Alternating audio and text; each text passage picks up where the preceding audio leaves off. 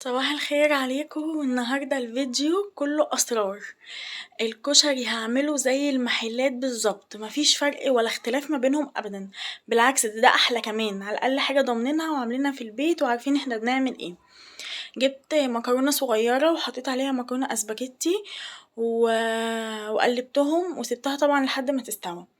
الحلة اللي هناك الكبيرة ديت كنت حاطة فيها طماطماية حوالي كيلو طماطم، وكنت سايباهم يتسلقوا كده على النار علشان بعد كده هضربها في الخلاط. وبعدين جبت بصلاية كبيرة قطعتها، عملتها على 4 وقطعتها جوانح رفيعة خالص. انا عايزاها رفيعة خالص، ما يتبقاش تخينة ابدا علشان تطلع معايا مقرمشة كده في التحمير. لو اول مرة تشوفوني اضغطوا شير ولايك وسبسكرايب للقناة. هنا خلاص كانت البصلة قربت تخلص.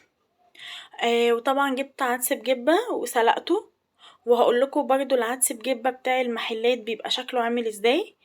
هنا جبت رشة دقيق حطيتها عليه، عفرت بس البصل، وده حبة نشا. يبقى هنا رشة دقيق ورشة نشا على البصل عشان يطلع مقرمش، وهيفضل كده على طول، يعني حتى لو سبتيه في الهوا عمره ما هيطرى. وجبت زيت، حطيت حبة زيت كتير يعني في الحلة، انا هرجع احط تاني عشان انا حسيت ان هما شوية، وهنزل فيهم بالبصل. لا حول ولا قوة الا بالله العلي العظيم. اهو كنت بعمل تيست كده لوحدة بصلة بشوف الزيت سخن ولا لا. هنزل بالبصل كله وهديله تقليبة، هديله تقليبة خفيفة كده، وهسيبه على النار. مش هفضل كل شوية اقلب فيه علشان ما يستطرش مني بعد كده.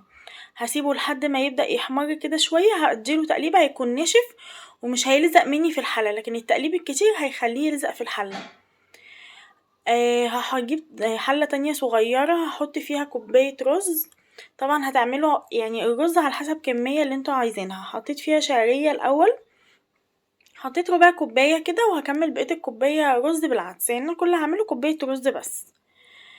هسيب الشعرية لحد ما تتحمر، والبصل هو على النار بيتحمر، وهنزل عليها ببقية الكوباية دي رز بالعدس. طبعا انتوا بتزودوا كمية كل حاجة على حسب اللي انتوا عايزين تعملوه.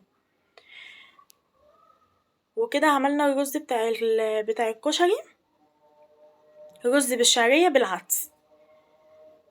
وهحط له بقى ميته وهحط له الملح بتاعه واظبطه. هنا بقى بصوا البصل كان خلاص، انا ما قلبتش فيه كتير، هو مرة او مرتين بس اللي قلبت فيه علشان ما يلزقش مني في الحلة، وعلشان بعد كده ما يطرش معايا. البصل اصلا بات لتاني يوم وكان جميل جدا. ونزلت بالعقد بتاع الرز، مية الرز حطيتها خلاص واتظبط.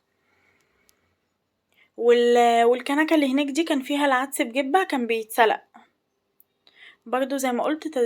كمية كل حاجة بتزيد على حسب ما الكمية اللي انتوا عايزينها.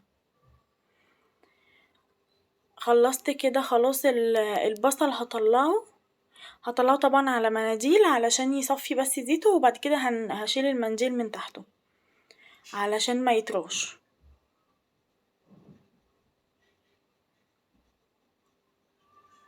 اهو بصوا بقى طالع مقرمش وجميل.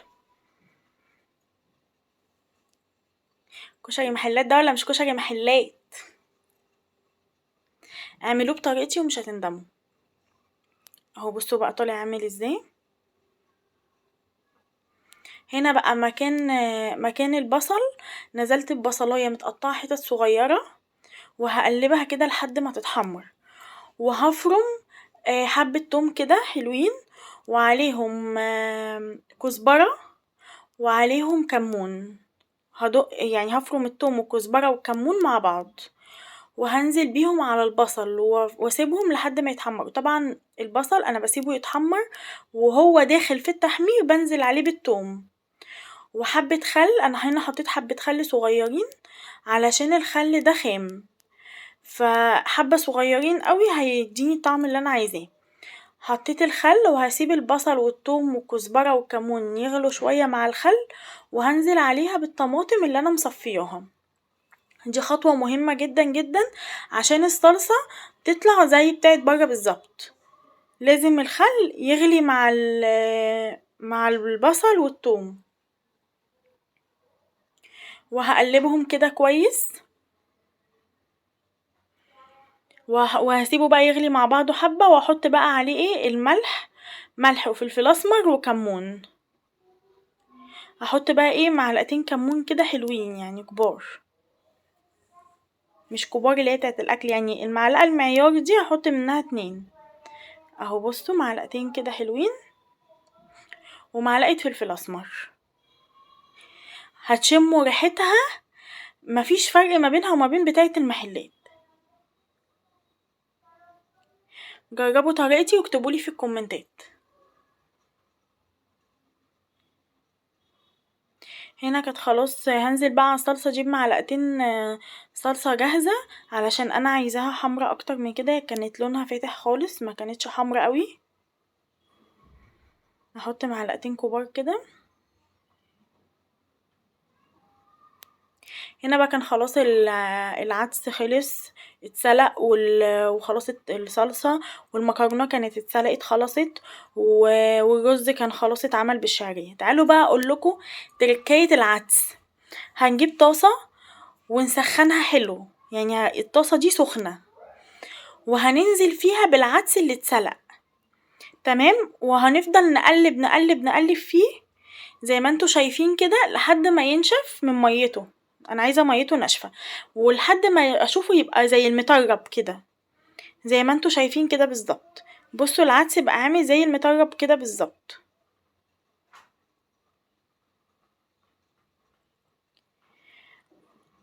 بصوا بقى عامل ازاي كده، هو خلاص كده اتعمل. بصوا يعني زي اللي بيتعمل في المحلات. هجيب بقى ايه دي بقى ايه الدقة بقى، الشطة اللي هي التقيلة الحمرا اللي احنا بناكلها في المحل ديت. هجيب حبة زيت، يعني بتاع 3-4 معالق كده، واحطهم على النار يسخنوا، وهنزل عليهم ب3-4 معالق شطة، تمام. وهسيب الشطة شوية تتحمر فيه يعني، بس مش تتحرق، تاخد زي ايه اول ما تبدأ في الغليان كده هطفي عليها على طول. اهي بصوا خلاص اهي داخلة في الغليان. هنزل عليها بنص كبشة، نص مغرفة كده صلصة من اللي هي بتاعت الكشري، تمام. وهقلبها وخلاص كده هي خلصت، هقفل عليها. بصوا بقى بقت عاملة ازاي.